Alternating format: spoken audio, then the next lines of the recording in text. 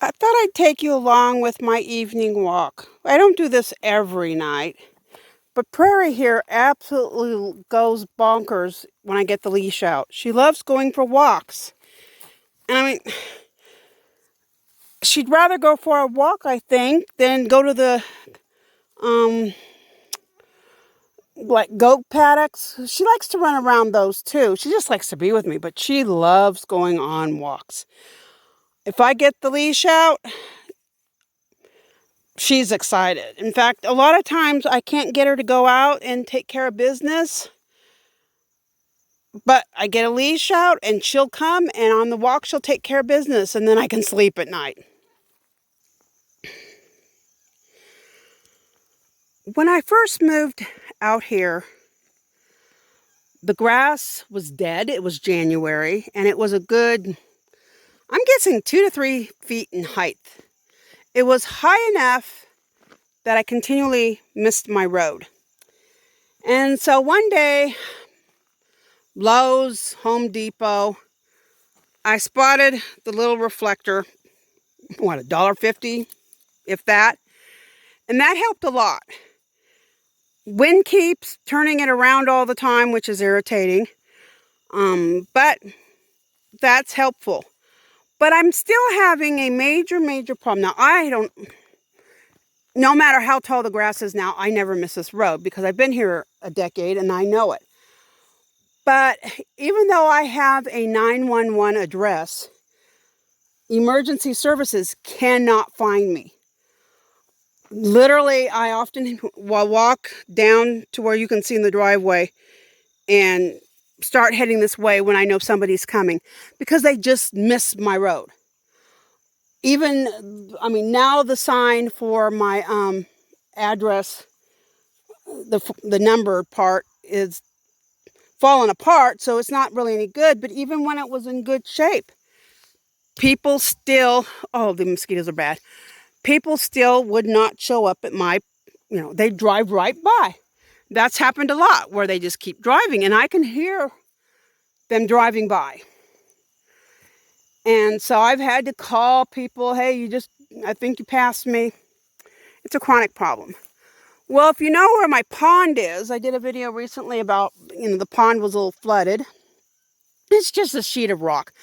Well, a few years ago, quite a few years ago now, I had some children spending time at my place. And we'd had a lot of rain and it was flooded there, and I let them go play in it. Who cares if they get all muddy? I got bathtubs. And so they were playing with all the rocks and making patterns and stuff, which I just left. Well, recently I decided I wanted to clean out all the rocks, clean out some of the dirt that's in there, and make it a better environment for the ducks when it does flood. Excuse me. So I've been slowly gathering rocks and just dumping them here. And I plan to bring a rock out here. I'm going to, hopefully it will work, paint my house numbers on it and lay it there. I might get some prickly pear or some kind of other plants to grow behind the rocks. I've just been dumping there, dumping them all in a straight line. But hopefully, my goal is to scream, this is a resident. Or to tell people, drive until you see the rocks. Or, well, I've tried rocks once and they still pass me. But something that screams, this is the resident you're looking for. Because even though I give extremely detailed instructions, literally down to a tenth of a mile kind of instructions, and the mosquitoes are getting so bad.